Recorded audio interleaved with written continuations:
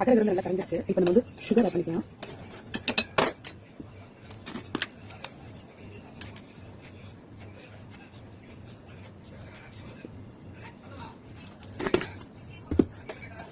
இது கூட கொஞ்சம் சால்ட் கொஞ்சம் ஆட் பண்ணிக்கலாம். அப்புறம் அந்த டேஸ்ட் நல்லா இருக்கும். ரொம்ப லைட்டாக கொஞ்சம் ஓகேங்களா? ஓகேவா?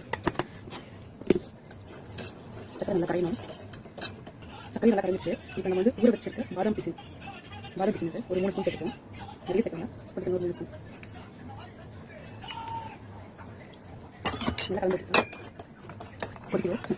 எல்லாம் வந்து மிக்ஸ் ஆனதுக்கப்புறம் நம்ம வந்து பால் இதில் ஊற்றிக்கலாம். காய வச்ச பால் இதில் சேர்த்துட்டு அது கொஞ்சம் லைட்டாக கொதி வந்து ஸ்டாப் பண்ணிவிட்டு இங்கே பார்த்தீங்கன்னா பாத்திரத்தில் நெய் கறி வச்சிருக்கேன். இதில் ஊற்றிக்கலாம். லைட்டாக முந்திரி பத்து ஊற்றி போதும். பால் சேர்க்கலாம்.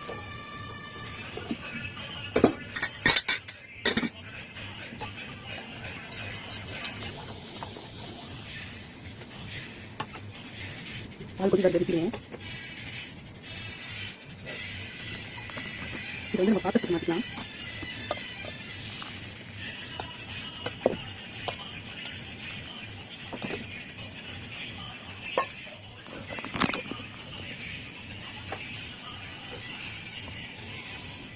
ரெண்டு பாத்திரத்தை மாற்றியாச்சு. இதில் வந்து நம்ம முந்திரி பத்து பார்த்தீங்களா தூவி விட்டுக்கலாம். இது வந்து அப்படியே வந்து ஃப்ரீசர் வச்சிங்கன்னா 2 நிமிஷம் சாப்பிடும். இல்லை அப்படியே வந்து ரூம் டெம்பரேச்சர் வரைக்கும் ஒரு 10 நிமிஷம் வெளியே வச்சிங்கன்னா ரொம்ப கட்டியாயிடும். இது கூட சப்ஜா சீட் ஊற வச்சு வச்சுருக்கேன்.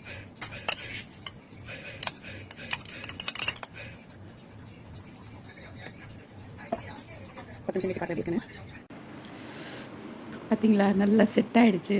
இப்போ இதை வந்து கிணத்துல மாற்றிக்கலாம்.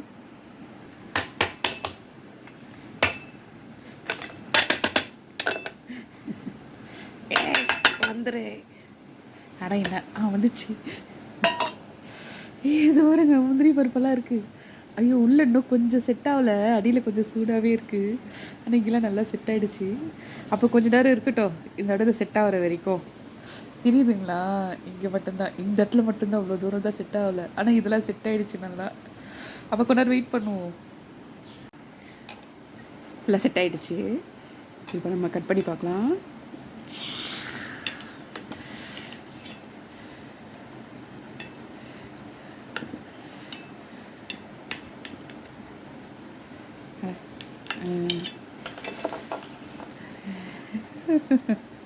சூப்பராக இருக்கு. டேஸ்ட் பண்ணி பார்க்கலாமா? பார்த்தீங்களா எப்படி இருக்கு? கேக் மாதிரி இருக்கு.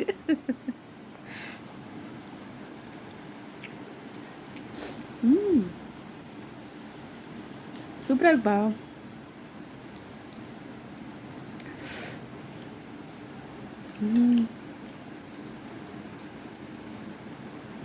அகரகர் புட்டிங் நீங்களே சமைச்சு பாருங்க.